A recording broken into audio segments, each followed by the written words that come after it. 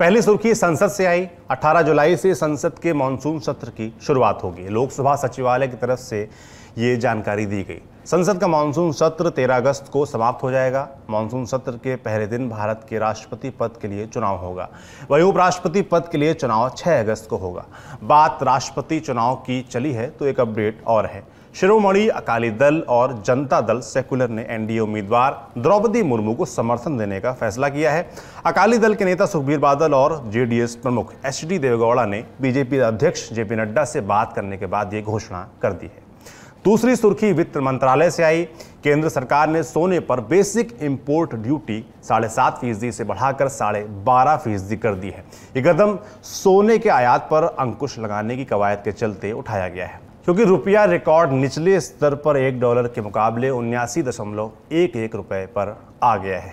भारत दुनिया का दूसरा सबसे बड़ा सोने का खरीदार है और मई में कुल 107 टन सोने का आयात हुआ है। जून में भी बड़ी मात्रा में सोने के आयात के आसार हैं। सोने के आयात में होने वाली बढ़ोतरी से चालू खाता घाटे पर दबाव बढ़ने लगा है।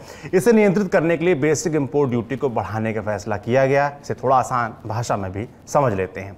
भारत में सोने की बहुत डिमांड है। अपनी डिमांड को पूरा करने के लिए भारत बाहर यानी विदेश से सोना आयात करता है और इसका भुगतान भारत सरकार को महंगे डॉलर में करना पड़ता है। इससे देश का चालू खाता घाटा बढ़ता है। ताज़ा आंकड़ों के मुताबिक चालू खाता घाटा पिछले साल के मुकाबले करीब 2 गुना हो गया है। इसी चालू खाता घाटे को नियंत्रित करने के लिए सरकार आयात पर टैक्स लगाती है। सोने के अलावा सरकार ने डीजल पर 13 रुपए, पेट्रोल और विमानन ईंधन के निर्यात पर 6 रुपए प्रति लीटर विशेष अतिरिक्त उत्पाद शुल्क सेस बढ़ाने का फैसला किया है। वित्त मंत्रालय ने कहा कि इन प्रोडक्ट्स के निर्यात से ऑयल रिफाइनरीज को काफी फायदा हो रहा है। इस वजह से घरेलू बाजार में तेल की कमी हो रही है। इसलिए देश से डीजल, पेट्रोल और विमानन ईंधन निर्यात करने पर सेस बढ़ाने का फैसला किया गया है। इसका घरेलू कीमतों पर कोई प्रभाव नहीं पड़ेगा। तीसरी सुर्खी असम से है। मुख्यमंत्री हिमंता बिस्वा शर्मा ने दिल्ली के उप मुख्यमंत्री मनीष सिसोदिया के खिलाफ मानहानि का केस दर्ज कराया है। दरअसल बीते 4 जून को मनीष ने हिमंता बिस्वा पर पीपीई किट के ठेके में भ्रष्टाचार का आरोप लगाया था। सिसोदिया ने कहा था कि मार्च 2020 में स्वास्थ्य मंत्री रहते हिमंता की पत्नी की कंपनी को बिना टेंडर पीपीई किट के ठेके दिए गए। सिसोदिया ने दावा किया था कि असम सरकार दूसरी कंपनी से 600 रुपए में पीपीई किट खरीद रही थी, लेकिन इसके बावजूद शर्मा की पत्नी और बेटे के स्वामित्व वाली कंपनी को 990 रुपए में पीपीई किट का ठेका दिया गया। हिमंता ने सिसोदिया के आरोपों को बेबुनियाद बताया था और उनके खिलाफ मानहानि का केस करने की बात कही थी। शर्मा की पत्नी रिंकी भुइयां शर्मा ने पहले ही सिसोदिया के ऊपर 100 करोड़ रुपए की मानहानि का केस कर रखा है। अब कामरूप के सीजीएम कोर्ट में हिमंता बिस्वा शर्मा ने भी मानहानि का केस दर्ज करवाया है। चौथी सुर्खी दिल्ली हाईकोर्ट से है। ऑल्ट न्यूज़ के को-फाउंडर मोहम्मद जुबैर की गिरफ्तारी और पुलिस रिमांड की वैधता को चुनौती देने वाली याचिका पर सुनवाई हुई।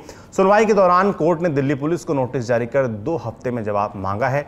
अब मामले की सुनवाई 27 जुलाई को होगी। दिल्ली पुलिस ने जुबैर को 27 जून की शाम धार्मिक भावनाएं आहत करने के आरोप में गिरफ्तार किया था। 28 जून को पटियाला हाउस कोर्ट की मेट्रोपॉलिटन मजिस्ट्रेट ने उन्हें 4 दिन की पुलिस रिमांड में भेजा था। ये रिमांड 2 जुलाई को खत्म हो रही है। कल दिल्ली पुलिस फिर से जुबैर को पटियाला हाउस कोर्ट में पेश करेगी। 5वीं सुर्खी में बात महाराष्ट्र की। बीजेपी विधायक राहुल नार्वेकर ने विधानसभा अध्यक्ष पद के लिए नामांकन कर दिया है। बीते दिन यानी 30 जून को शिवसेना के बागी गुट के नेता एकनाथ शिंदे ने मुख्यमंत्री, जबकि बीजेपी नेता और पूर्व मुख्यमंत्री देवेंद्र फडणवीस ने उप मुख्यमंत्री पद की शपथ ली थी। आपको बता दें कि महाराष्ट्र विधानसभा में स्पीकर का पद 2 साल से खाली है। 3 और 4 जुलाई को महाराष्ट्र विधानसभा का 2 दिवसीय विशेष सत्र बुलाया गया है। 3 जुलाई को स्पीकर का चुनाव होगा, जबकि 4 जुलाई को एकनाथ शिंदे को अपना बहुमत साबित करना होगा। शिंदे गुट के विधायकों के लिए आज सुप्रीम कोर्ट से राहत भरी खबर भी आई। ठाकरे गुट ने उन 16 बागी विधायकों को सस्पेंड करने की मांग की थी जिनके खिलाफ अयोग्यता की कार्रवाई शुरू की गई है। इन 16 विधायकों में महाराष्ट्र के नए सीएम एकनाथ शिंदे का नाम भी शामिल है। शिवसेना के चीफ विप सुनील प्रभु की इस याचिका पर सुप्रीम कोर्ट ने इस मामले पर तुरंत सुनवाई से इनकार कर दिया है। कोर्ट ने कहा कि वो इस पर 11 जुलाई को ही सुनवाई करेगी, जब महाराष्ट्र से संबंधित बाकी अर्जियों पर सुनवाई होगी। उधर महाराष्ट्र में नई सरकार बनने के बाद पूर्व मुख्यमंत्री उद्धव ठाकरे ने नए मुख्यमंत्री एकनाथ शिंदे और भाजपा नेताओं पर निशाना साधा है। उद्धव ठाकरे ने यह भी कहा कि अगर अमित शाह ने शिवसेना और बीजेपी के बीच हुई ओरिजिनल डील के साथ छेड़छाड़ ना की होती तो महाविकास आघाड़ी गठबंधन ना बनता और आज बीजेपी नेता मुख्यमंत्री होता।